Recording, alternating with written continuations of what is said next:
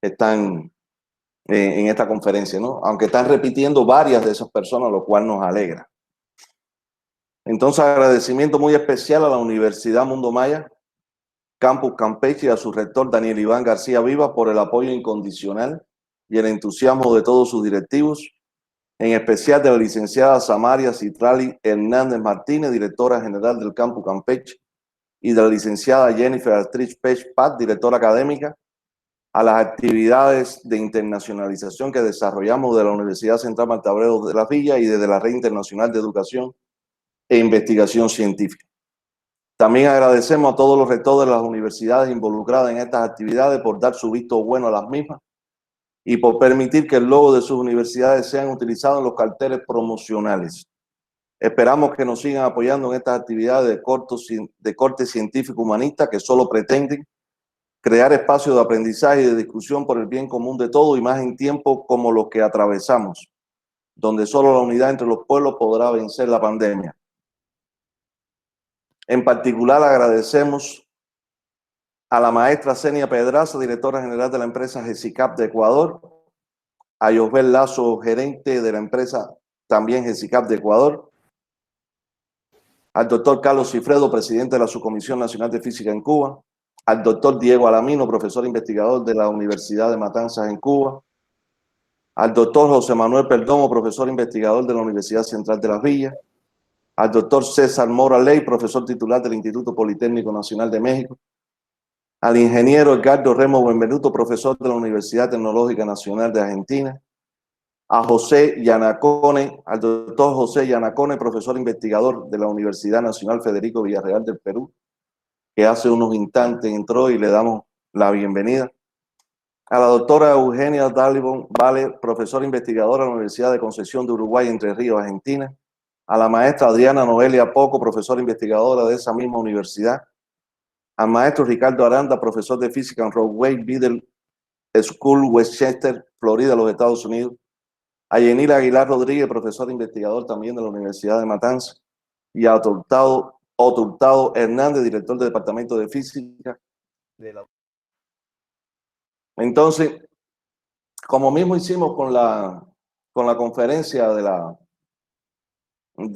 la profesora Geraldine, vamos a hacer ahora con el profesor Mauricio Aldala, que es profesor de filosofía, decíamos, de la ciencia en el Departamento de Filosofía de la Universidad Federal del Espíritu Santo, que es licenciado en filosofía, tiene una maestría y doctorado en educación, varios trabajos publicados en revistas de alto impacto.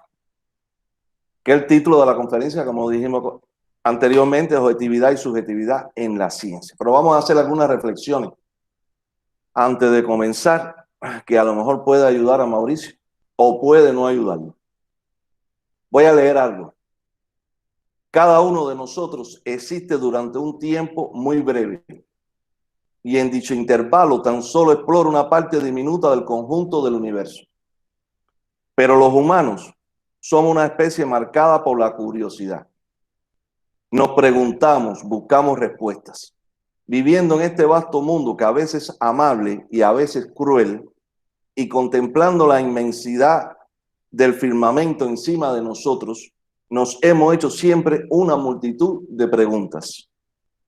¿Cómo podemos comprender el mundo en que nos hallamos? ¿Cómo se comporta el universo? ¿Cuál es la naturaleza de la realidad? ¿De dónde viene todo lo que nos rodea? ¿Necesitó el universo un creador? La mayoría de nosotros no pasa la mayor parte de su tiempo preocupándose por esas cuestiones, pero casi todos nos preocupamos por ellas en algún instante. Tradicionalmente, esas son cuestiones para la filosofía, pero la filosofía ha muerto. La filosofía no se ha mantenido al corriente de los desarrollos modernos de la ciencia, en particular de la física. Bueno, eso no lo digo yo, ¿no? Si no, Mauricio tiraba el brazo y me ahorcaba de que la filosofía ha muerto. Pero eso lo dijo Stephen Hawking, el físico inglés que murió a los 71 años. Y hay un libro de Jacques Monod, que fue premio Nobel de Medicina, que él le llamó él le llamó el azar y la necesidad, a reírse de los filósofos marxistas. O sea, que estas son dos personalidades del mundo de la ciencia, uno de la física y el otro del mundo de la medicina, que ellos dicen que ya en esta época no hay filosofía, que la filosofía está muerta y que solo son las ciencias las que se van a encargar de dar todas estas respuestas. Lo curioso es que desde la antigüedad es que surge la filosofía. Y es que la filosofía surge junto con la ciencia. Si le preguntamos a las personas quién era Aristóteles, las personas van a decir, era un filósofo. Sin embargo, Aristóteles hizo trabajos en mecánica, hizo trabajos en física, hizo trabajos en zoología, inclusive se metió hasta en el arte con el teatro. Pero Platón era un amante de las matemáticas. Y entonces podemos ya ver desde la antigüedad que la filosofía no se separaba de la ciencia.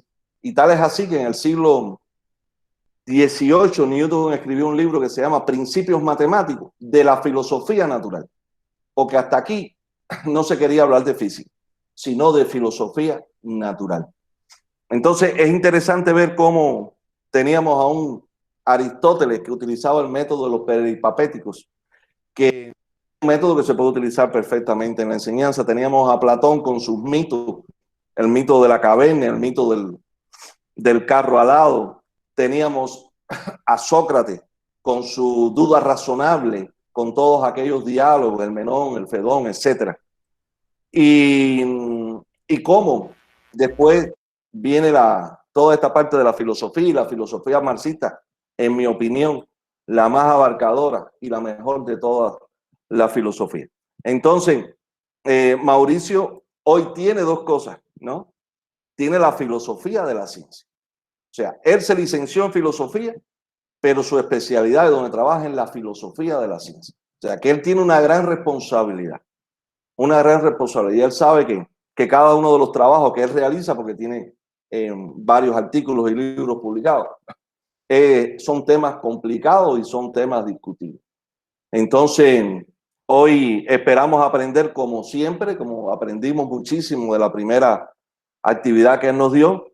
Y entonces te invitamos, Mauricio, a que comience y a que nos convenzas a todos de tus ideas. Muchas gracias, Jorge, y buenas tardes a todos, todas que están escuchando y asistiendo de todos los distintos países de América Latina.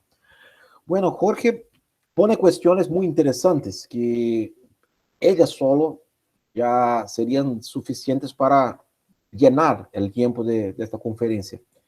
E incluso ya lo invito y me pongo a disposición para hacer una discusión más relacionada a estas cuestiones sobre la supuesta competición entre filosofía y ciencia, a ver si Stephen Hawking estaba cierto a hablar que la filosofía ha muerto, pero creo que tal vez una determinada filosofía, una manera de hacer filosofía sin la ciencia, de hecho, no tiene más necesidad. Una filosofía que se piensa una competidora de la ciencia, para esa filosofía no hay más espacio en el mundo actual.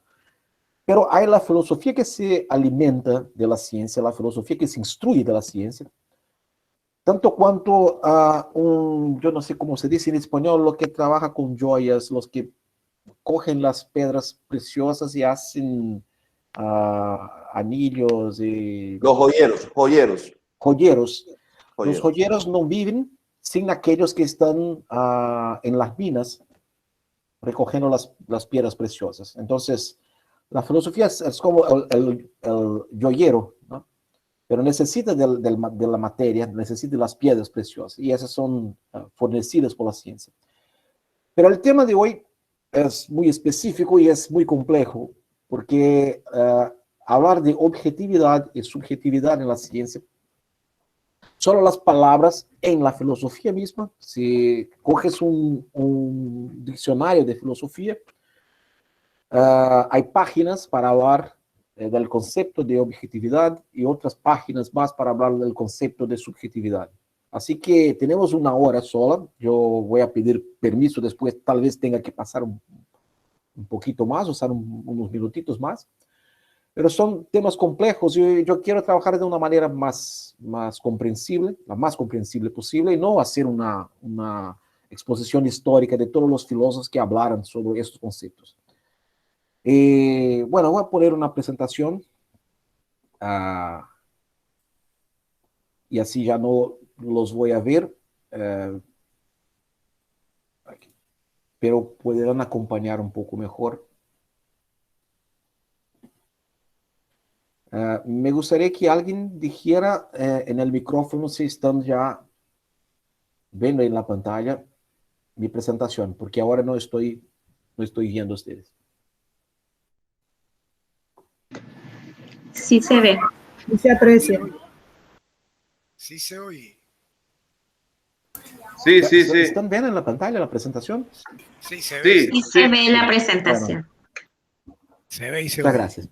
Entonces, el tema objetividad y subjetividad en la ciencia.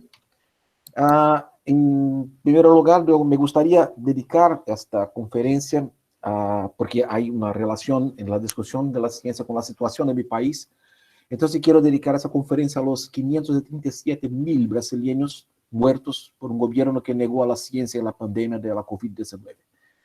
Una realidad muy, muy dura, muy difícil en nuestro país, y cada vez más tenemos personas que se mueren o que se quedan con las consecuencias de la enfermedad, porque tenemos un gobierno que no cree en la ciencia y rechaza la ciencia. ¿Qué vamos a hacer en esta conferencia? Bueno, la primera cosa, intentaremos ver qué es objetivo y qué es subjetivo en la ciencia, en un primer momento. En el segundo momento, ¿qué tiene la historia de la ciencia decir respecto a la tensión entre la idea de una ciencia puramente racional y objetiva y el subjetivismo exclusivista de la sociología de la ciencia postmoderna? Claro que vamos a ver algunos ejemplos de la historia de la ciencia por cuestiones de tiempo, pero ejemplos paradigmáticos, ejemplos que nos pueden hacer pensar un poco más en esta relación.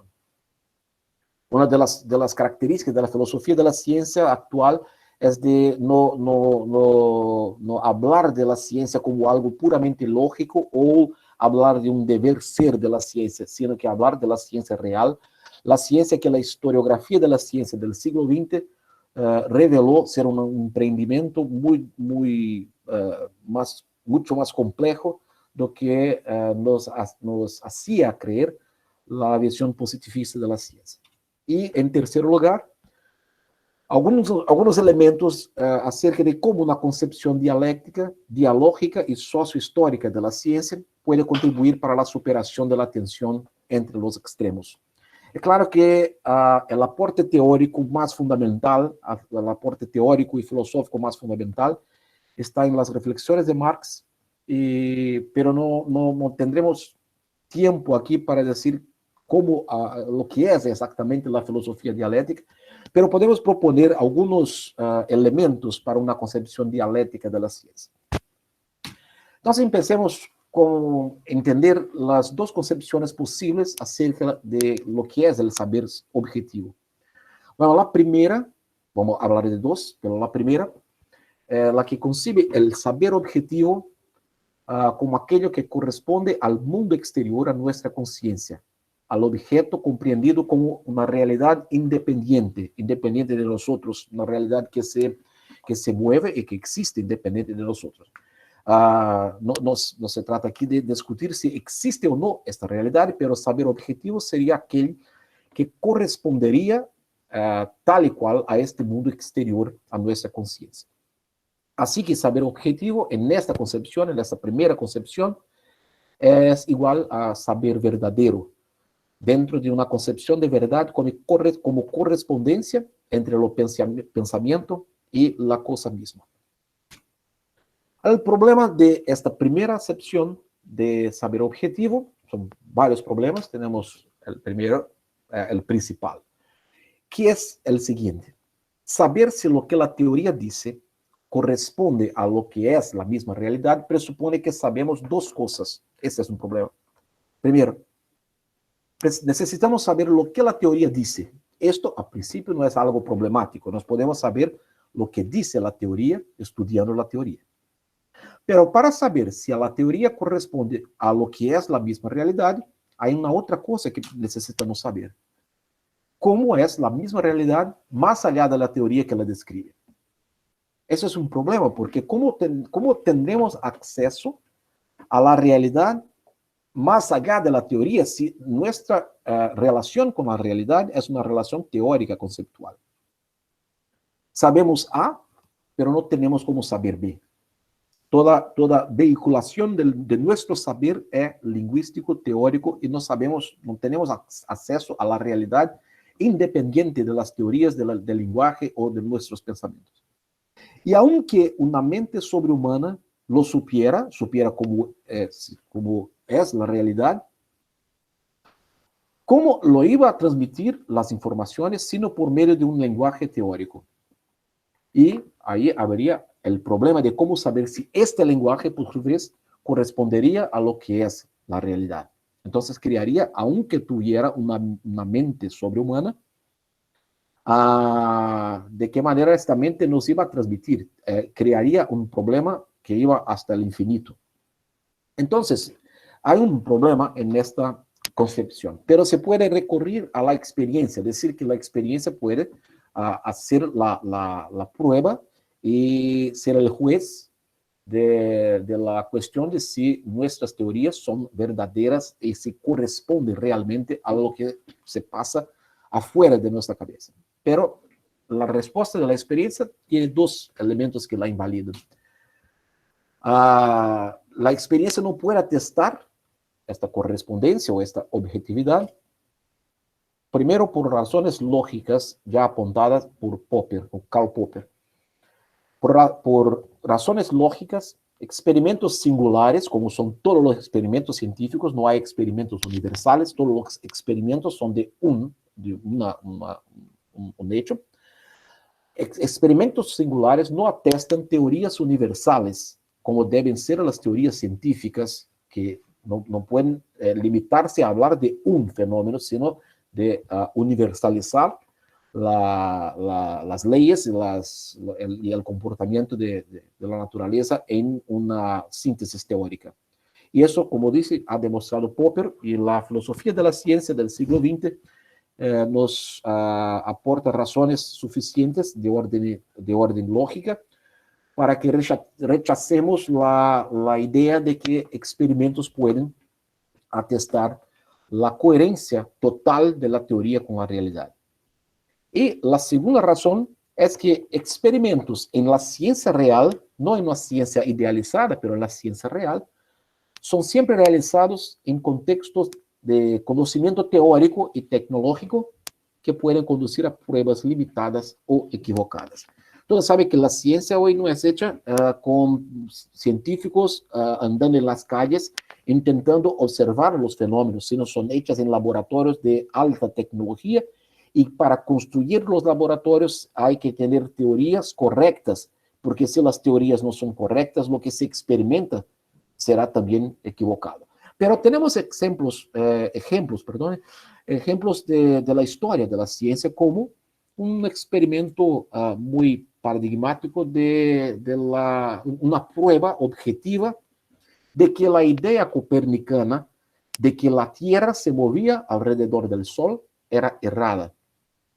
Es muy famoso la experiencia de la paralaje estelar de Tycho Brahe, el astrónomo dinamarqués, que propuso una cuestión objetiva, un test, una prueba objetiva, para saber si la Tierra se movería o no alrededor del Sol, para intentar decidir sobre el sistema ptolemaico o el sistema copernicano.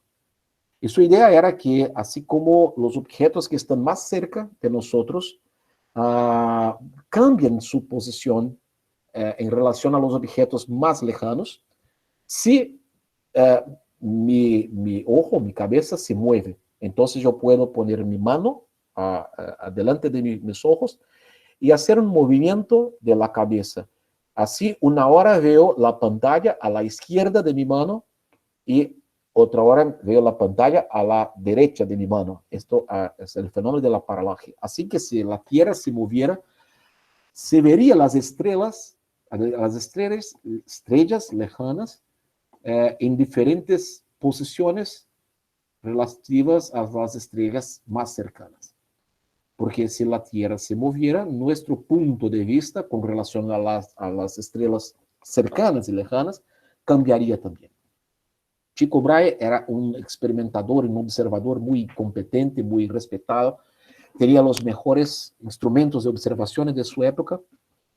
Incluso Kepler tomó sus anotaciones para hacer sus teorías, fue asistente de Tycho Brahe. Y esta experiencia podría decir si la idea del movimiento de la Tierra alrededor del Sol era un hecho objetivo o si era solo una especulación teórica.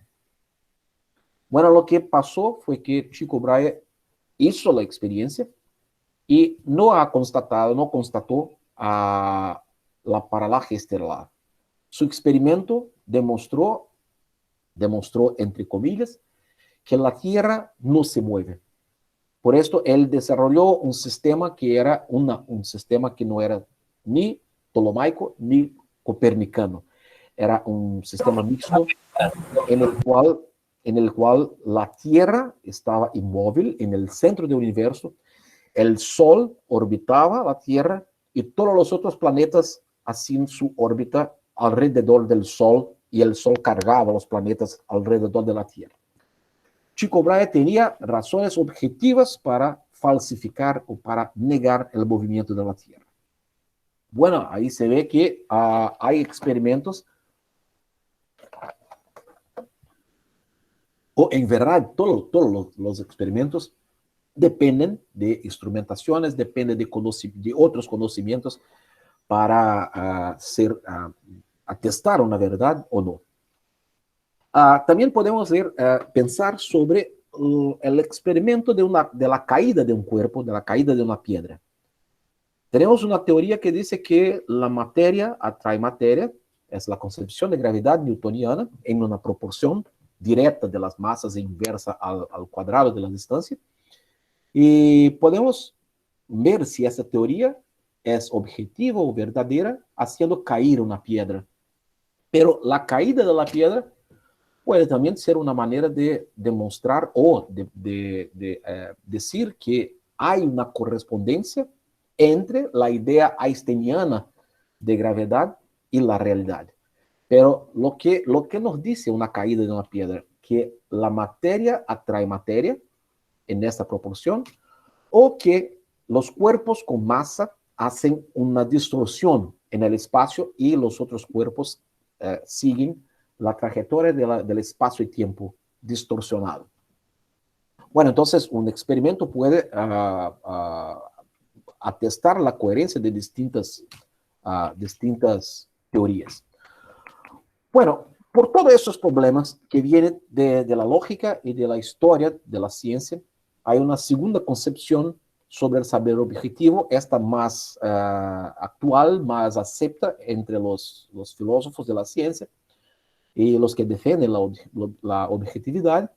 Esta segunda dice que saber objetivo es lo que se dirige a un objeto común, que es constatable y controlable intersubjetivamente, o sea, por distinta subjetividad, que puede ser sometido a la lógica formal y es testable empíricamente. Testable es diferente de comprobable, porque yo puedo testar una teoría, pero probar es una otra cosa. Ese saber objetivo independe de creencias y valores subjetivos, siendo válido, por tanto, en cualquier contexto histórico, cultural y geográfico. Es diferente de la primera concepción por no presuponer la correspondencia exacta de un estado de cosas con un estado de cosas externos, como por ejemplo Kant, que era un defensor de la objetividad, pero Kant decía que no es posible a la razón humana reproducir el mundo, la cosa en sí, el mundo tal cual él es, en la conciencia. nosotros podemos, nos adaptamos la realidad, la cosa en sí, a las condiciones subjetivas, pero aunque nuestro conocimiento no reproduciera la realidad exactamente como es afuera de la conciencia, se puede defender un saber objetivo desde que se trate de un saber que es controlable intersubjetivamente, que puede ser sometido a la lógica formal y que tiene una testabilidad empírica.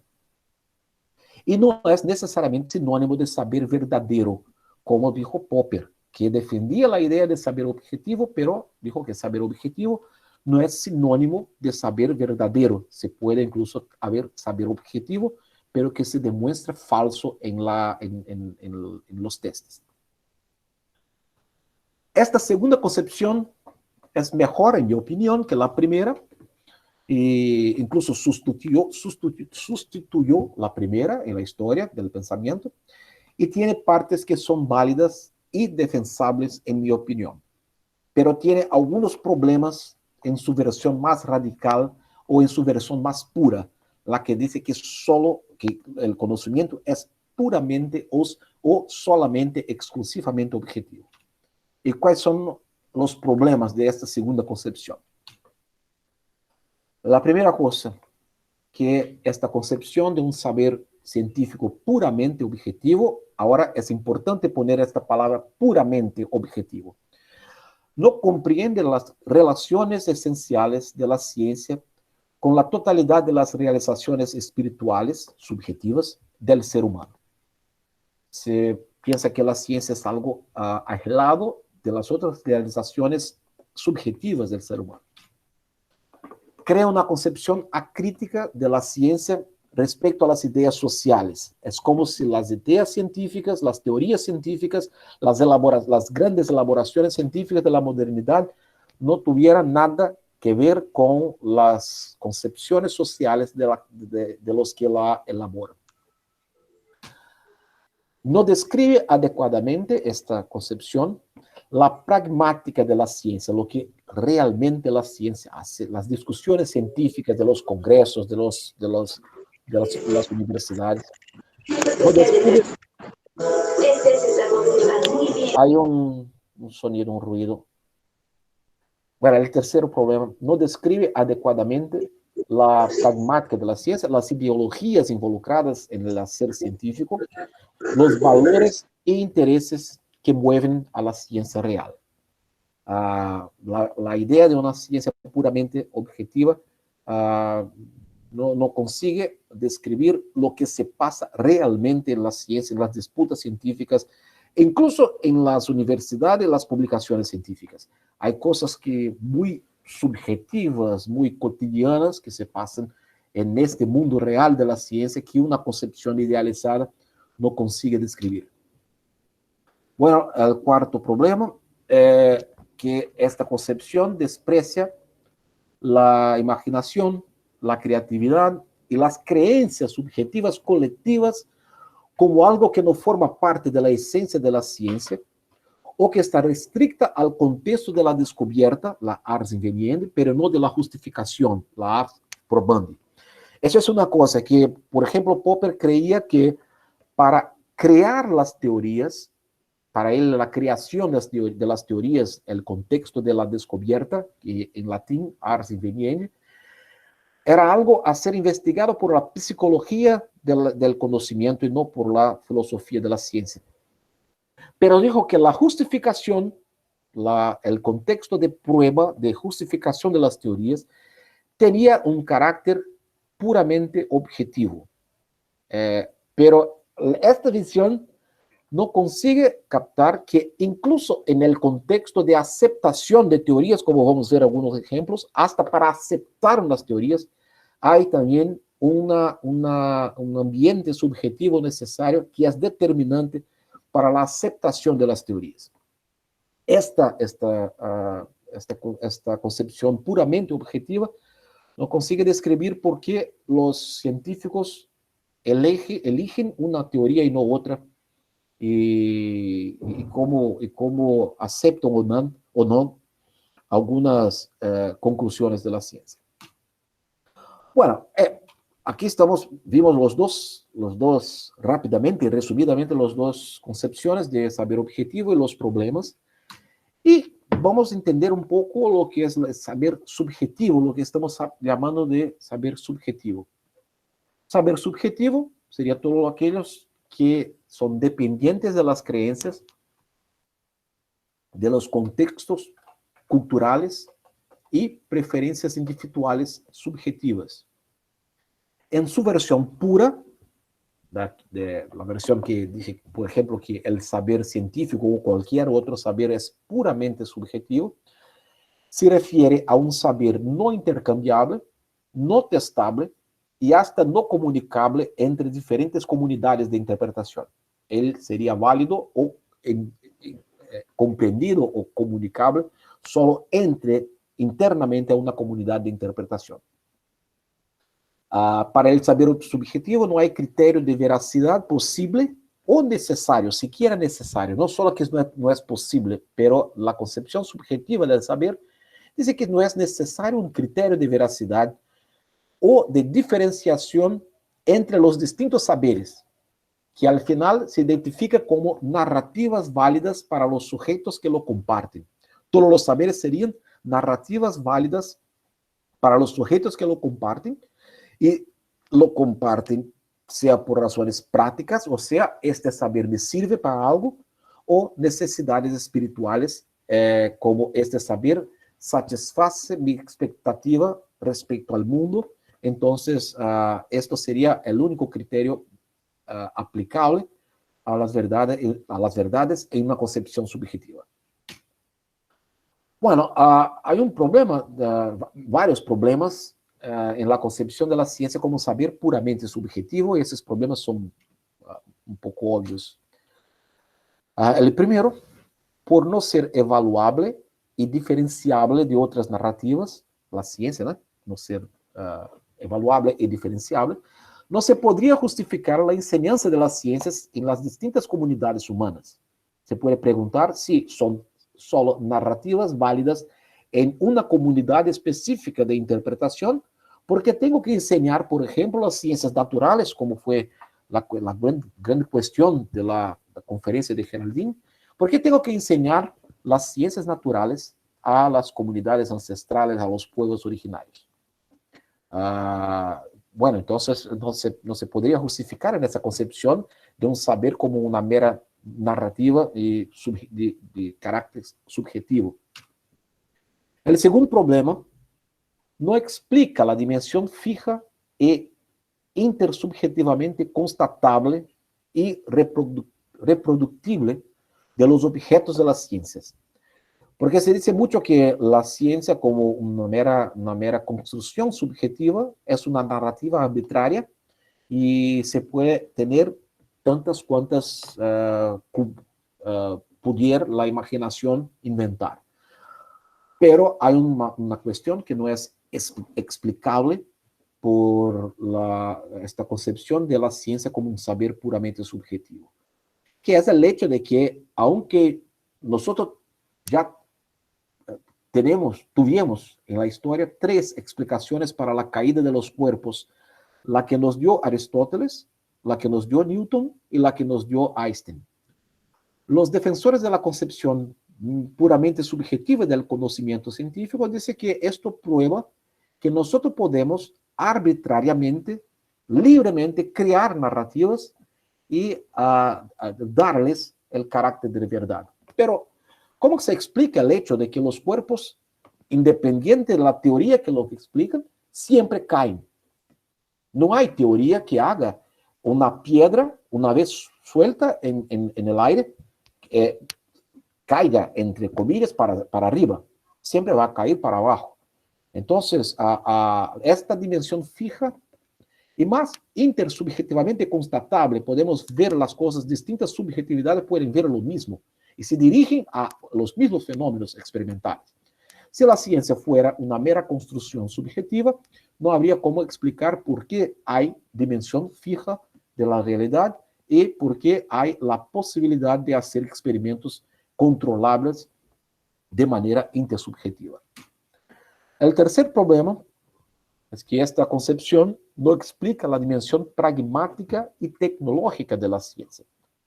Una cosa es una creencia, y yo no puedo construir un coche, no puedo construir un puente, no puedo construir una computadora con creencias. Pero la ciencia tiene una dimensión pragmática, que puede hacer algo con ella, y tecnológica. Se puede convertir los saberes científicos en tecnología. Si es solo una narrativa subjetiva en el mismo nivel ontológico o epistemológico de todas las otras, entonces, ¿cómo voy a explicar que una creencia no hace cosas y el saber científico se puede convertir en cosas útiles? Bueno, hasta ahora no dije nada respecto a los valores, la importancia, sino que una diferencia factual, ¿no? Es un hecho que el saber científico hace cosas.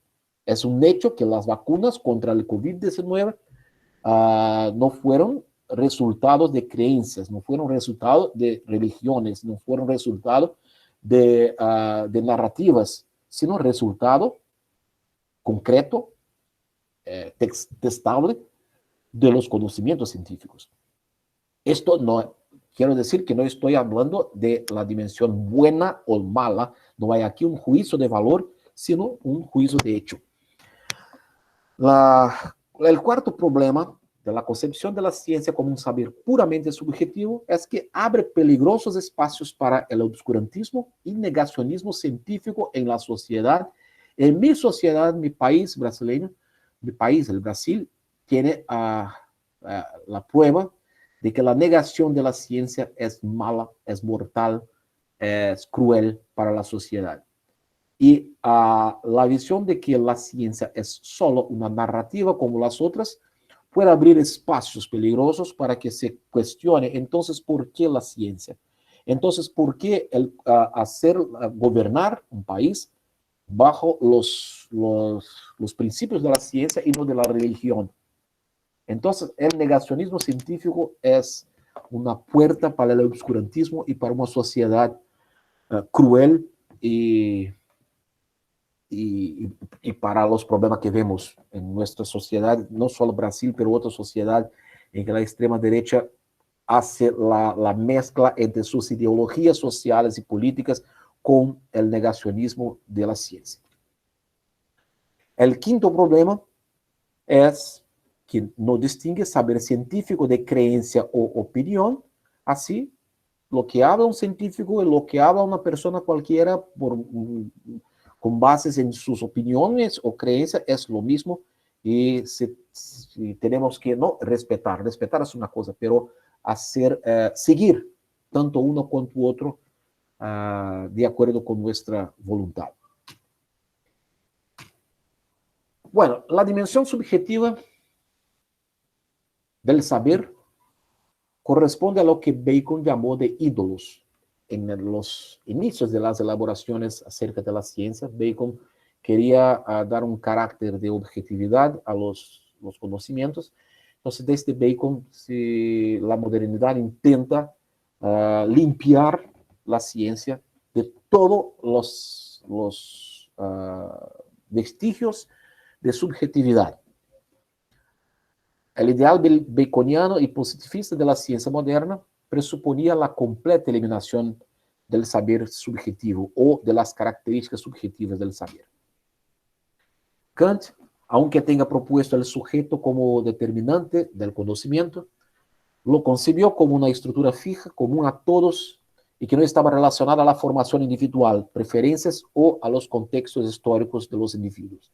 Aunque tenga puesto el sujeto como determinante del conocimiento, Kant quiso evitar la relativización del conocimiento o incluso la interferencia de las preferencias de la formación, de la historia, de la educación de los individuos en el conocimiento. Fue un ideal de toda la modernidad. Todos los filósofos modernos que pensaron la ciencia, hasta Popper, intentaron evitar los riesgos de una concepción subjetiva de la ciencia y justificar su objetividad absoluta. Este fue el intento de la ciencia moderna. pero generó un extremismo, una concepción extrema para el lado de la objetividad absoluta. Pero la nueva historiografía de las ciencias, con Poiré, Paulo Rossi, Pierre Tournier, Holton y muchos otros, también la nueva filosofía de la ciencia desde Thomas Kuhn, los desarrollos posteriores de una filosofía y sociología postmoderna pusieron ese ideal de objetividad en jaque, pero de una manera distinta. La historiografía y la filosofía de la ciencia nos muestra la interpenetración de los elementos subjetivos y la realidad objetiva. Pero la sociología postmoderna creó lo que se llama del programa fuerte, del constructivismo social, que nega todo el carácter objetivo y racional de la ciencia. Esta es una discusión más amplia, pero existe en la sociología de la ciencia la idea de que la ciencia se puede justificar totalmente por ideas sociales. Entonces, por eso que dijo que con el fallo de la concepción totalmente o puramente objetiva de la ciencia, hizo liberar las bestias. Y en la filosofía muchas cosas se mezcló, en la sociología, incluso en la sociedad, se abrió las puertas para que la visión subjetiva o la visión de la ciencia como un mero saber subjetivo o una simple narrativa equiparable a las otras, generase problemas muy serios para el conocimiento y para el saber académico. Bueno, vamos a ver un poquito si tengo tiempo, no sé más. Si tengo un poco. Esa relación entre la subjetividad y objetividad en la historia de la ciencia. No puedo más que traer algunos ejemplos paradigmáticos, pero no quiero con estos ejemplos decir estos ejemplos son la prueba, sino una invitación para que pensemos los cambios en la ciencia y las grandes conquistas de las ciencias como algo que nos informan algo más que una simple aplicación del conocimiento objetivo en el saber. Lo que la historia de la ciencia nos enseña es que no necesitamos quedarnos en los extremos o en el exclusivismo de dos dimensiones distintas, o objetiva o subjetiva. Ejemplos paradigmáticos de la historia de la ciencia pueden revelarnos la necesidad de una concepción dialéctica del conocimiento científico. La concepción dialéctica no es solo la que dice que los dos contribuyen, sino que hay una relación de determinación reflexiva entre los dos elementos que entran en el conocimiento. A ver, por ejemplo, el sistema copernicano. La pregunta, ¿por qué muchos lo aceptaron? La visión vulgar, la visión popular de la historia de la ciencia, parece que todos antes de Copérnico eran tontos, que no sabían ver la realidad, y que Copérnico ha revelado la verdad diciendo que el Sol está en el centro del universo.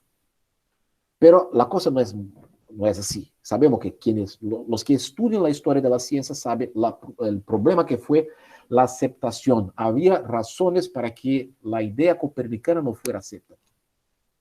Había razones objetivas para se rechazar la idea de Copérnico. ¿Y qué razones eran estas? La física de Aristóteles, voy a poner una imagen aquí para entendermos esto, y era una física que explicaba el movimiento. Y por la física de Aristóteles, la Tierra no podría moverse. En el tiempo de Copérnico, la afirmación del movimiento de la Tierra era tan absurda como la afirmación contemporánea de que algo puede moverse en una velocidad mayor que la de la luz. Entonces, un físico que no acepta una teoría que presupone un objeto que desarrolla una velocidad mayor que la de la luz, no está siendo obscurantista, está siendo objetivo con los elementos de conocimiento que la ciencia le da. Así también los contemporáneos de Copérnico tenían en la física aristotélica elementos objetivos que negaban el movimiento de la Tierra. También el contrario a los sentidos, porque lo que vemos y lo que sentimos es que el Sol hace una órbita alrededor de la Tierra. Eso que nuestros sentidos muestran. Y la experiencia nos muestra también esto, y el experimento de Tycho Brahe, eso hizo que el problema se volviera un poco más complicado, porque él hizo un experimento que ha falseado la hipótesis copernicana. Ahora, se puede decir que el sistema copernicano tenía mayor simplicidad o exactitud que el sistema ptolomaico, pero no se puede alegar esto porque también, vamos a ver un poquito esto, es un sistema que no es más simple que el sistema ptolomaico, exigía muchas veces más epiciclos que el sistema ptolomaico, y exigía también desplazamiento en la posición del Sol relacionada a la órbita de los planetas. En términos objetivos, los dos sistemas, ptolomaico y copernicano, se equivalían. Entonces, ¿por qué muchos lo aceptaron? Aquí voy a poner solo algunas razones desde el punto de vista físico, desde que pensamos bajo una idea aristotélica del movimiento. Aquí, esto está en los diálogos de de Galileo, que decía que si hay un barco en movimiento, la caída de una piedra que fue suelta desde el mastro del navío iba a describir una línea recta. Pero en este tiempo que la piedra caería, el barco se movimentaría, y cuando el barco estuviera aquí, la piedra caería en el agua. Porque si la piedra caíse, no sé el tiempo verbal correcto, pero ustedes me entienden, en el pie del mastro, sería señal de que la piedra desarrolló un movimiento acompañando el movimiento del barco y no tenía ninguna razón para hacer esto. Y debemos acordar que no había idea de inercia en aquel tiempo. Así se decía que si la Tierra se moviera, no habría razón para la piedra caer en las bases de la torre. Porque en el tiempo en que la piedra caíse, la Tierra se movería, y en cuanto la torre estuviera aquí, la piedra caería en otro sitio, atrás de la torre. Y si la piedra cae en el pie de la torre, debería imaginarse que habría un movimiento de la piedra de acompañar la torre, pero sin la idea de inercia, este movimiento era absurdo. Entonces, había una razón objetiva dentro de la concepción física de aquella época para no aceptar la hipótesis de Copérnico. Y más aún, la simplicidad es un mito. Aquí está una comparación, no voy a poder detallar, pero aquí está un dibujo del modelo ptolomaico y del modelo copernicano. Son modelos que son muy semejantes, desplaza la Tierra del centro, pero las órbitas exigen para su explicación epiciclos y complicaciones, tanto cuanto la idea del sistema ptolomaico. No es siquiera más simple, y también no era más preciso en términos de previsión. Bueno, entonces, ¿cómo podemos pensar la atracción o la aceptación del sistema copernicano, que llevó incluso personas como Galileo a hacer una nueva física para poder tornar aceptable la idea de Copérnico? Curiosamente, en el tiempo del Renacimiento, el hermetismo, las ideas que fueron atribuidas a Hermes Trismegisto, era la creencia más difundida e influente entre los padres y pensadores del Renacimiento. Incluso en 1488 una imagen de Hermes fue pintada en el domo de la Catedral de Siena. Y no se puede olvidar que Copérnico también era padre católico. El hermetismo es una de las ideas más difundidas e influyentes del tiempo de Copérnico, de todos los renacentistas. ¿Y qué decía algunas partes del Corpus Hermeticum, la colección de las ideas atribuidas a este supuesto profeta? Voy a leer porque aquí tenemos razones más que las razones objetivas para creer que la Tierra, que el Sol era el centro del universo. Tenemos que entender que estos escritos eran leídos por todos los intelectuales y los escritos de Hermes Trismegisto eran comparables a los escritos de la Biblia. Y ellos eran anteriores a Copérnico. El Sol, Dios supremo de los dioses del cielo, al cual todos los dioses del cielo reverencian como rey y dinasta, ese mismo Sol, tan inmenso, más grande que la tierra y el mar, admite encima de él a sus menores, los orbitantes astros. En otra parte, pero aún así, ver el Sol no es una conjetura.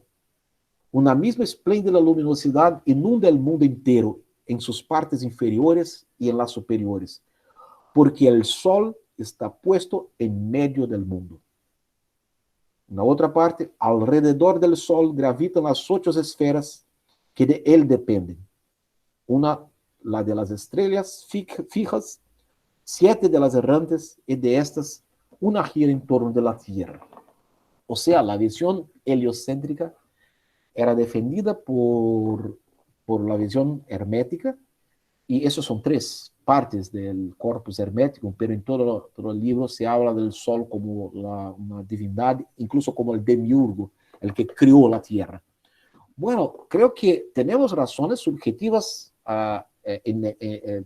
abundantes para creer que tal vez esto sea una influencia mayor que de los sentidos o de los argumentos objetivos. Pero dijo que es un ejemplo y es algo para estudiarnos. Un otro ejemplo más reciente de la historia.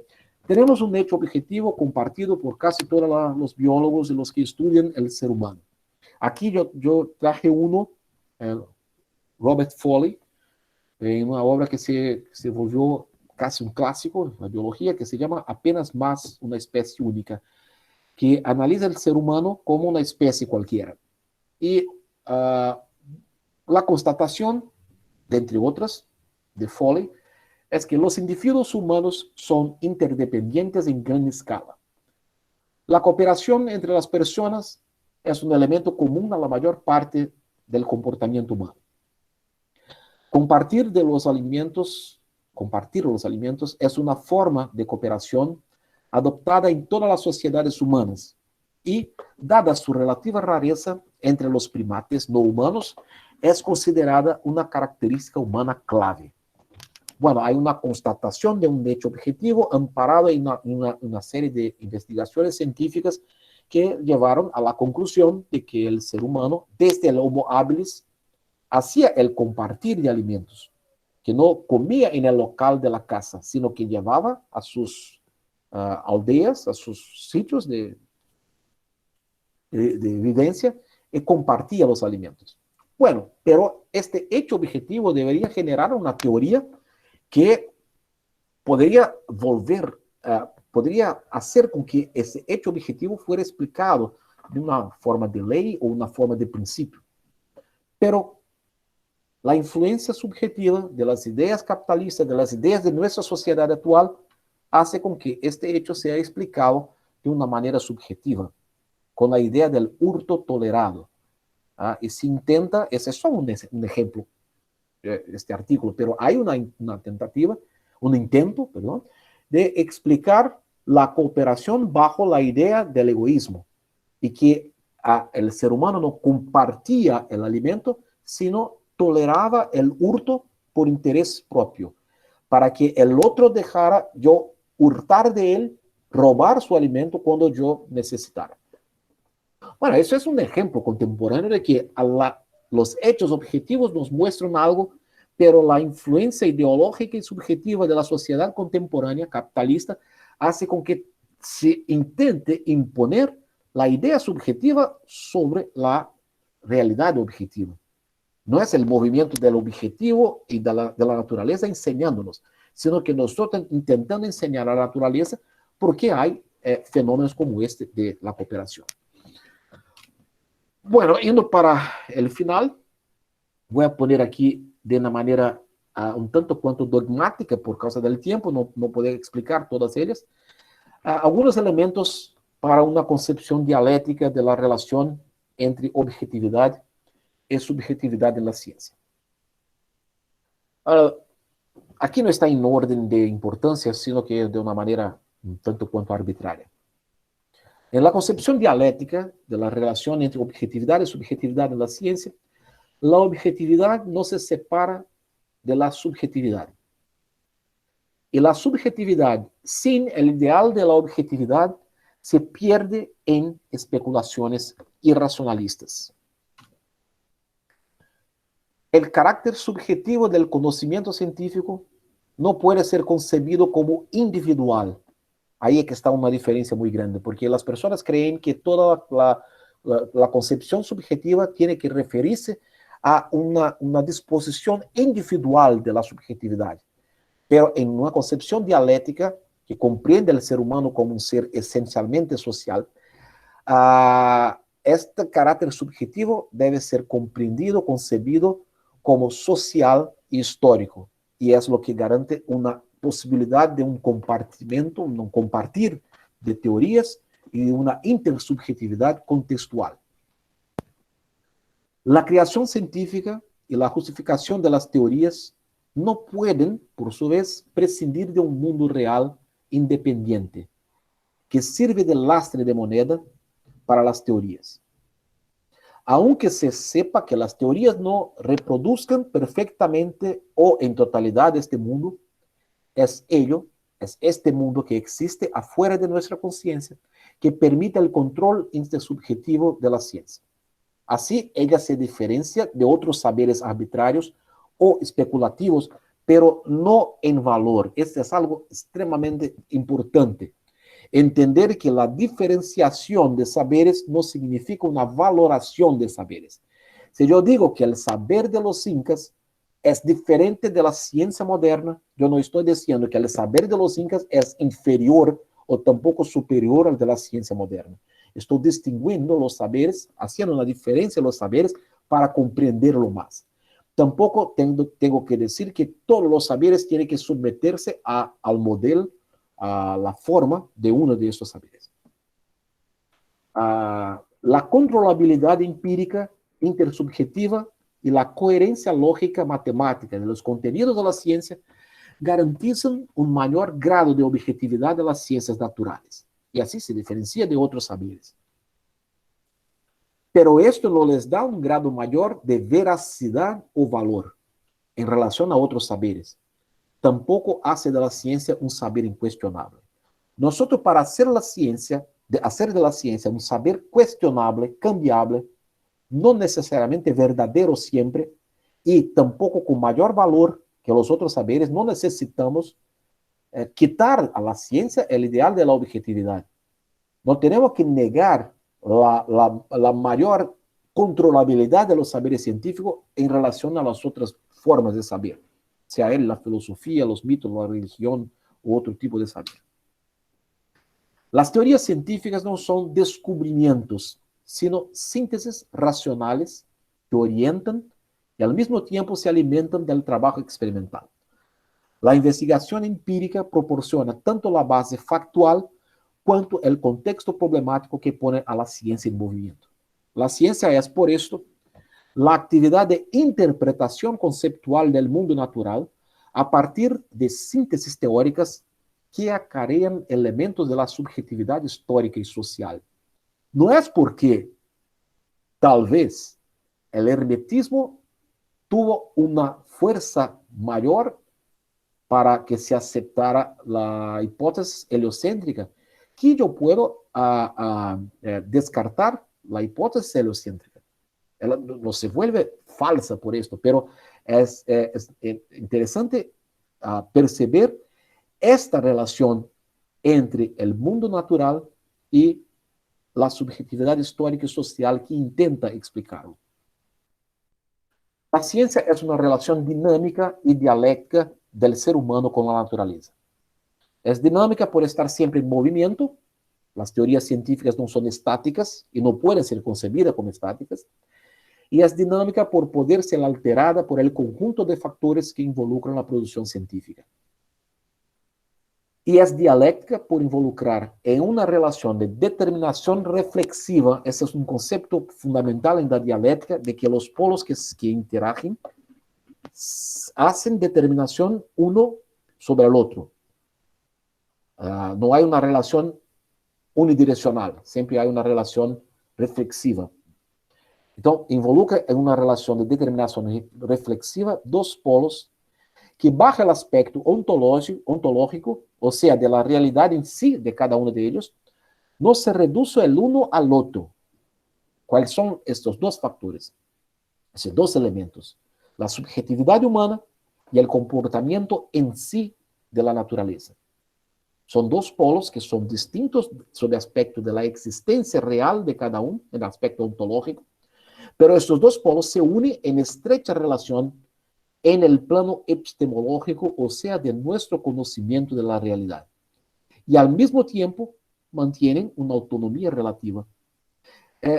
Nuestra relación con la realidad es una relación muy complicada, porque la realidad, la naturaleza, no tiene que reducirse a las manifestaciones que nuestros 5 sentidos pueden captar, o a las 3 dimensiones espaciales que nuestra subjetividad es capaz de pensar. La naturaleza es algo más, y siempre estamos intentando entender a la naturaleza y hablando desde un habla cargado de elementos subjetivos.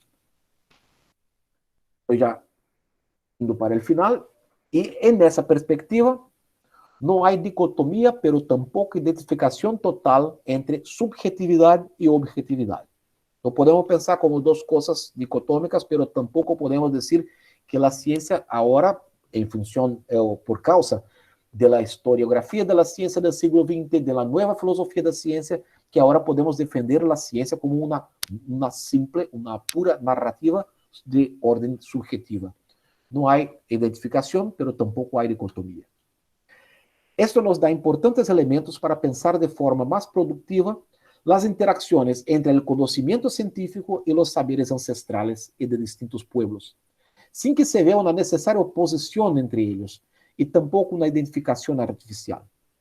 Eso para mí es importante, pero esto es algo para discutirmos en otra ocasión, porque no hay oposición.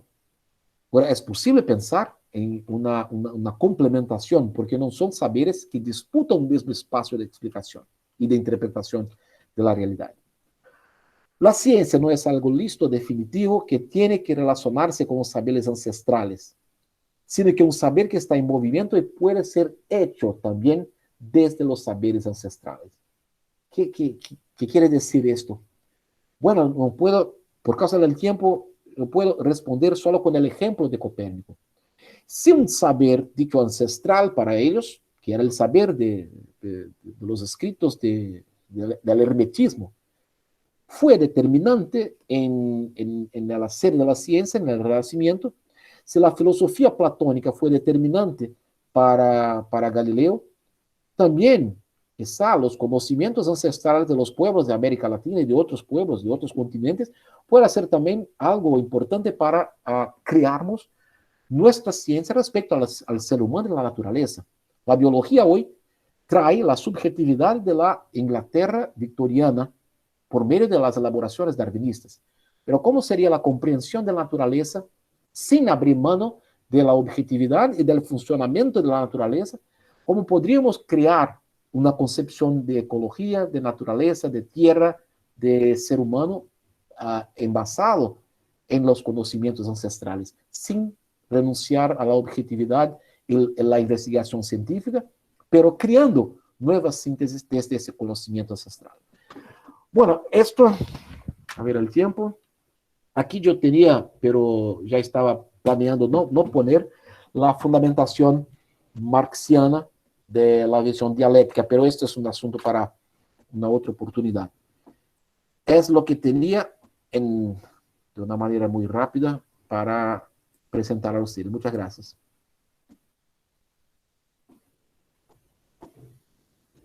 Muchas gracias a usted, doctor Mauricio. por su conferencia. Veo que José Manuel Perdomo está levantando la mano. Perdomo, si quiere hacer alguna pregunta, alguna intervención.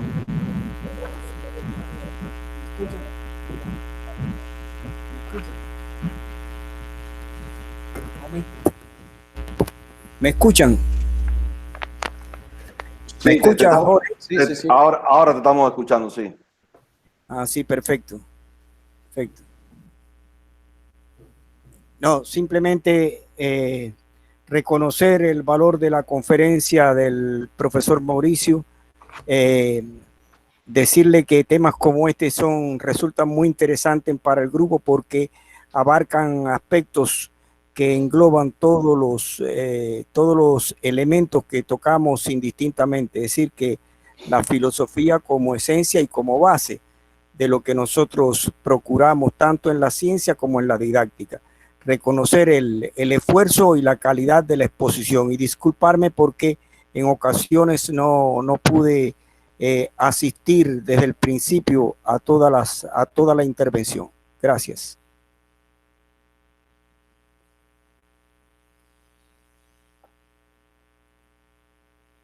Doctora Lamino. ¿Me escuchan? ¿Se escucha o no se Sí, escucha? perfectamente, perfectamente. Ah, bien. Bueno, muy interesante la conferencia del profesor. Yo quisiera que él se refiriera a una cuestión de objetividad y subjetividad que en estos momentos está poniéndose muy de relieve en la ciencia, y es la concepción terraplanista. Hasta ahí la pregunta. Jorge, ¿qué piensas? ¿Yo respondo a las cuestiones así que son hechas o espero un bloque de 2 preguntas, 3 preguntas? ¿Qué piensas? Como tú quieras, como te sea más cómodo. Ya te hicieron 2 comentarios y Alamino te está haciendo una pregunta, así que si quieres puedes contestarla. Sí, entonces no hay preguntas más. Entonces, Sí, bueno, hay. hay. Vamos a hacer Yo que- entonces 2 o 3 preguntas y yo No, contesto. son comentarios, Mauricio. Gracias. Muy interesante la conferencia, Mauricio. Gracias. Sí, el problema es la verdad, porque yo para saber que no es verdad, tengo que saber lo que es la verdad. La ciencia no afirma nada. Justamente Popper dice que hasta que nada lo refute, algo es válido. O sea que deja abierto al infinito la invalidez. Hay tantos ejemplos en la historia de gente que ha creído cosas que después eran falsas, habría para hacer un libro. Pero yo quiero leer una definición de modelo, que creo que es importante. Modelo es una propuesta sobre un sistema parcial y transitoria. Parcial porque se refiere a una parte del sistema. Transitoria porque es válida mientras se verifica y no es refutada experimental y o teóricamente. Cada modelo justifica y o explica, por ejemplo, algunas propiedades, comportamientos, fenómenos, pero no otras ni todas. ¿Qué es todo? Yo creo que nadie sabe qué es todo. Los modelos son parciales e intransitorios, como ya dije, tienen un rango, un límite, etc.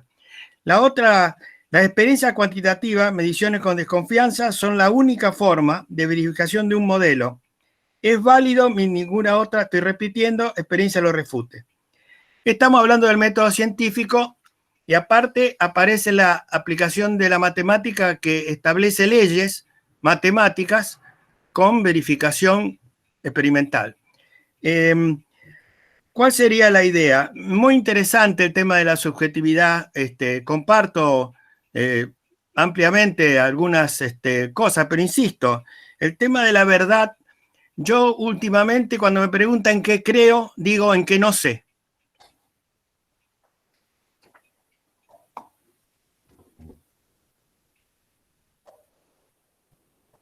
Bueno, creo que no hay más. Bueno, empezaré con la cuestión del terraplanismo, que fue puesta por, perdóname, me olvidé el nombre de quién presentó la cuestión Diego del Alamino. Diego, Diego. el profesor Diego. Mira, es algo difícil de entender cómo en el siglo XXI hay personas que presentan la idea de la Tierra plana. Porque hay los que dicen que esta es una idea medieval, pero tampoco es medieval.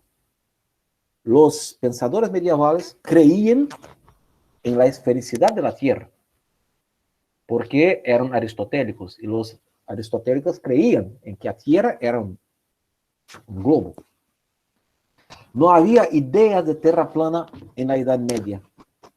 Ningún pensador de la Edad Media presentó esta hipótesis. Que uno u otro pueda haber pintado un cuadro en el arte, en la imagen popular de la Tierra como algo plan o plane. ¿Cómo se Plana. dice? Plana. Eso es algo, pero no hubo la idea elaborada de la Tierra plana. Nosotros podemos leer los textos de Galileo, no hay una palabra para intentar probar que la Tierra era redonda, porque hasta los aristotélicos creían que la Tierra era redonda, y Aristóteles usó el experimento de Heráclides para afirmar que la Tierra era redonda. Incluso, entonces, desde los sabios de la antigüedad, de la Grecia antigua, se defendía la idea de la Tierra redonda. Pero como en el siglo XXI hay personas que defienden esta idea, bueno, creo que sea un caso para la psicología social, pero hay un problema, y es el siguiente. Hay una tendencia en la filosofía y la sociología de la ciencia que intenta defender la idea de que la ciencia es una narrativa con el mismo estatus de otras narrativas, que no hay ningún grado de veracidad mayor en la ciencia que en otras narrativas. Bueno, si es así, ¿cómo yo puedo decir que la idea de la Tierra plana es errada o es equivocada? Para eso yo necesitaría cambiar mi concepción acerca de la ciencia. Y yo veo que en las universidades se defendió desde la década del 90, creo que sea en esta década, que se volvió más un modismo de las ideas postmodernas, de decir que la ciencia no tiene más veracidad que la crítica literaria, que la ciencia no tiene más referencia al mundo real que una obra de ficción. Eso es defendido por filósofos de esta manera. Richard Rorty, filósofo estadounidense, dijo que la física produce la misma verdad y referencia que la crítica literaria. Bueno, si es así, ¿por qué no puedo entonces pensar que la Tierra es plana? Sin querer, la academia, los pensadores de la universidad, concedieron una fundamentación teórica para el terraplanismo. Por eso tenemos que tomar cuidado con las ideas que defendemos en la academia. Porque si hablamos, por ejemplo, que la ciencia es una mera construcción subjetiva, una mera narrativa, entonces es equivalente, no en valor. Yo tengo que insistir en esto, no es que es mejor, más importante, pero si yo digo que es lo mismo, yo puedo entonces producir la cura para la COVID-19 desde la ciencia o desde los conocimientos de la medicina tradicional, de la medicina ancestral. Pero sabemos que nosotros no vamos a tratar con los conocimientos de la sabiduría popular. Y si no agimos así, si no colocamos eso en la práctica de vida, no podemos pensar así. Entonces, para poder contestar la idea, la posibilidad de un movimiento tierraplanista, tenemos que cambiar nuestra visión, tenemos que tener claro nuestra visión acerca de la ciencia. Entonces, la relativización excesiva, estos adjetivos que yo pongo en los sustantivos son importantes. La relativización excesiva del conocimiento científico generó esta posibilidad. Y ahora tenemos dificultades para poder contestar. Incluso hay unas personas que defienden en la academia que, ¿por qué no enseñar en lugar de la ciencia occidental, blanca, etcétera? ¿Por qué no enseñar los mitos de las comunidades originarias en África, en Latinoamérica? Y creen que esto es una afirmación muy revolucionaria, muy libertadora. Sustituir la ciencia. Sustituir, no es enseñar ciencia desde la visión como nos mostró hoy Geraldini, que es otra cosa. Mas sustituir. Pero esto da el elemento teórico necesario para los que quieren enseñar en las escuelas el creacionismo y no la evolución. Es lo mismo.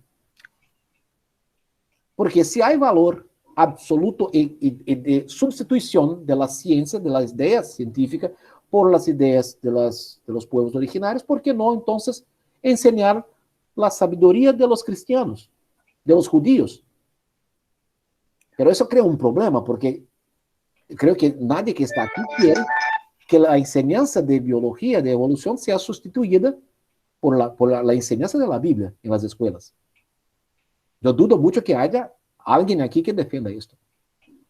Pero entonces tenemos que hacer en la academia lo que queremos que se reproduzca en la sociedad. Entonces el terraplanismo creo que sea un ejemplo de esta confusión que se esparció en nuestra sociedad.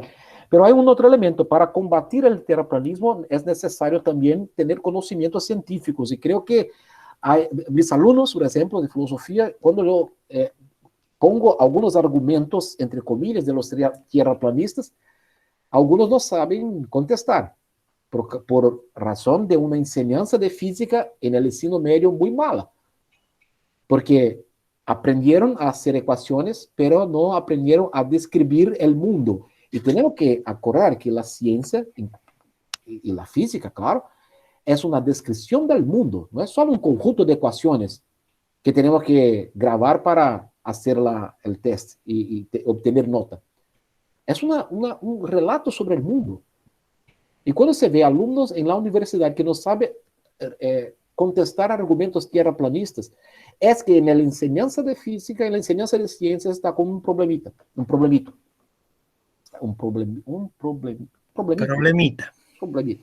Esta problemática, ¿no? Porque las personas aprenden las ecuaciones, pero no saben describir el mundo. Ahora, Edgardo, yo estamos de acuerdo con lo que dice, pero creo que los modelos, necesito decir solo para añadir a su habla, los modelos no se hacen sin teorías, todos los modelos son basados en teorías. Entonces, todavía se permanece el problema de la veracidad de las teorías. Por ejemplo, aquí en mi cabeza me viene a la memoria un artículo que salió, creo que en el Proceedings of National Academy of Science de Estados Unidos, que llamaba Cooperación, no me acuerdo el título, pero ¿qué decía el artículo? Empezaba diciendo, la cooperación en gran escala entre los seres humanos no aparentados es el mayor conundrum, enigma, rompecabezas de la biología actual. Y el artículo intentaba crear un modelo basado en las teorías de los juegos para explicar que mismo la cooperación, que hasta la cooperación, era un ejemplo de egoísmo y competición. Y ese era un modelo matemático basado en la teoría de los juegos. Bueno, ¿qué pasó ahí? Pasó que el modelo fue para salvar la idea general de la biología de que la evolución se hace, es impulsionada o tiene como causa la competición. Pero coger un dado, empezar a poner un dato. ¿Qué dato era? La cooperación en gran escala entre seres humanos no emparentados.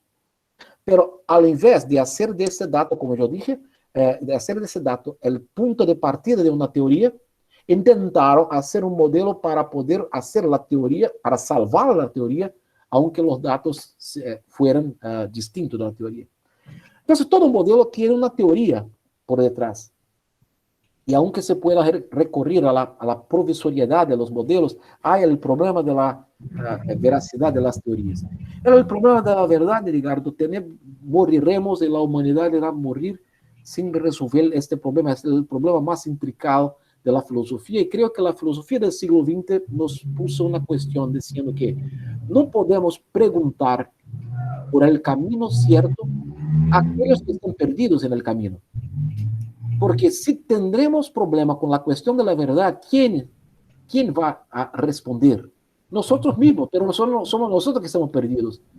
Entonces, pero para saber que estamos perdidos tenemos que saber el camino verdadero. Es un círculo vicioso eso. ¿Cómo sabemos que estamos equivocados si no sabemos la verdad? Podemos resolver esa cosa de manera profesional diciendo dónde queremos ir. Entonces, para dónde queremos ir, este camino nos va a llevar. Así que eso es subjetivo. Para las exigencias del tiempo de la escolástica, el saber aristotélico era perfectamente adecuado. Para las exigencias de la modernidad, hasta el siglo XX, los saberes de la física newtoniana y del electromagnetismo de Maxwell eran adecuados. Pero ahora que tenemos otras exigencias de conocimientos del mundo interior al átomo, la infinitud del universo, tenemos otras teorías. ¿Y cómo van a saber en el futuro cuáles serán los retos, los desafíos que la realidad va a mostrar a nosotros? No podemos prever, entonces en el futuro establecemos metas y crearemos nuestro camino. Sin hacer la comparación, si el camino actual es más verdadero que el camino. Podemos hacer una defensa contextual de la verdad, sin abrir mano de la idea de verdad. Si nosotros decidimos, y esto es verdad, no de una manera autoritaria, pero de una manera intersubjetiva, esto puede ser verdad para nosotros. Sí, quiero hacer un comentario con respecto a ¿le llamamos planeta porque es plano? Algunos dicen que hay que llamarle redondeta. Sí, pero el nombre planeta, sí, el griego, estrella que vaga, que vaguea. Y hay otro tema. Perdón, gracias. Alamino, una pregunta. Una idea. Yo tengo que ver con la astronomía. Y yo digo que los astrónomos somos videntes, porque podemos saber el futuro. Yo digo esto y lo digo así. El pasado, mientras las leyes de la mecánica celeste no cambien, podemos saber el futuro. El pasado lo sabemos. Así que hay yo no sé cómo llamar. Eso sería objetividad, qué sé yo. Pero bueno, sí, es un tema obviamente infinito y muy interesante, y gracias, Mauricio, ¿no? Porque todo esto enriquece mucho, a mí me enriquece mucho. Gracias. Al contrario. ¿Alguna otra intervención, alguna otra pregunta? Bueno, agradecer la conferencia de Mauricio, ha sido, como dice Edgardo, muy instructiva, además desarrollada con precisión desde el punto de vista de la conceptualización que se ha hecho en las diapositivas que se han proyectado. Pienso que nos puede servir de mucho para los que trabajamos en estas cuestiones de la historia y la filosofía de la ciencia. Muchas gracias. Sí, muy interesante su conferencia, Mauricio, como siempre. Estos son temas que realmente atrapan a las personas, ¿no? Aunque son temas que también llevan mucho estudio, ¿no? Mucho estudio y mucho conocimiento, porque no solamente saber de filosofía, sino que también hay que saber de ciencia. Y a veces más que de ciencia, como usted mismo ha dicho, de historia de la ciencia. No por gusto existe en Alemania el Instituto Max Planck, dedicado solamente a la historia de la ciencia. Entonces, eso es un tema que hay que tener y tomar siempre en consideración. Y por supuesto también soy de los que creo que la filosofía no ha muerto. Es desgraciadamente el pragmatismo en el que estamos viviendo en este mundo, donde existe una manipulación tremenda y por supuesto no quieren que pensemos libremente. No quiere que vayamos a esas cosas trascendentales en las cuales nosotros debemos estar pensando, sino que nos quieren convertir solamente en consumistas en todos los sentidos, ¿no? Consumistas en los alimentos, consumistas en las cosas materiales y consumistas también de las propias ideas, ¿no? Hoy han intentado imponer la filosofía del Facebook, la filosofía del Twitter, del Instagram. Esas son las filosofías que han intentado imponer hoy. Y de redes sociales realmente no tienen nada. Son redes antisociales, realmente son redes más antisociales que otra cosa. De entrada porque aceptamos como amigos a las personas que conocemos o que piensan como nosotros. Ya de ahí deja de ser una red social, deja de ser una red que realmente nos pueda enriquecer, ¿no? Entonces, la filosofía se mantiene viva y tenemos que seguir pensando en esas ideas. Tenemos que seguir pensando en esas utopías para de verdad sentirnos como seres humanos. De lo contrario, perdemos nuestra libertad. Yo estaba recordando el concepto de libertad que manejaba Albert Einstein. Albert Einstein decía que existen las restricciones internas en el ser humano. Esas son las restricciones que nos ponemos a nosotros mismos. Y existen las restricciones externas, que son las que nos impone nuestro gobierno, que son las que nos impone la iglesia, que son las que nos impone nuestra sociedad. Y que la persona más libre es la que logra una mayor distancia entre las restricciones externas y las restricciones internas. Por lo tanto, mientras menos restricciones internas nosotros estimamos que debemos tener y a menos restricciones externas, pues entonces vamos a ser mucho más libres. Entonces, bueno, felicitarte realmente por la conferencia, por las intervenciones que han habido. He estado siguiendo el evento, también por Facebook, desde acá. En la mañana hubo una gran cantidad de países representados. Ahora en la tarde ha estado representado México, ha estado representado Perú, Brasil, Argentina, Cuba, Ecuador y Guatemala. O sea que ha sido muy positivo el intercambio. No se parece en nada a la primera actividad que diste, Mauricio, con la cantidad de personas y de países que pudieron estar presentes. Pero estamos creciendo a través de la red, estamos creciendo a través del impulso y del apoyo que nos está dando la Universidad Mundo Maya en toda la parte logística y de apoyo, ¿no?, incondicional a nuestras actividades. Y cada vez son más las personas que se están sumando, ¿no?, que se están inscribiendo. Entonces, bueno, les pido a todos ahora, como hicimos por la mañana, abrirse un micrófono y darle un fuerte abrazo al doctor Mauricio Aldala.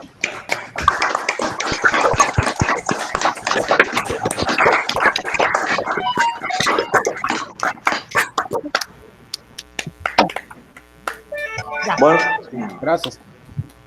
nos estamos viendo hasta la próxima actividad. Gracias a todos. Buenas tardes. Gracias. Saludos a todos. Saludos.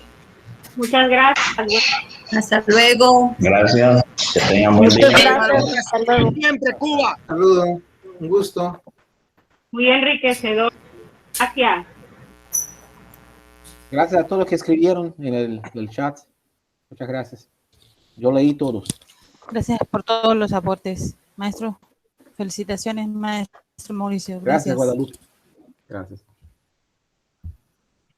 Bueno, voy a tomar un cafecito. Gracias. Adiós. Sí.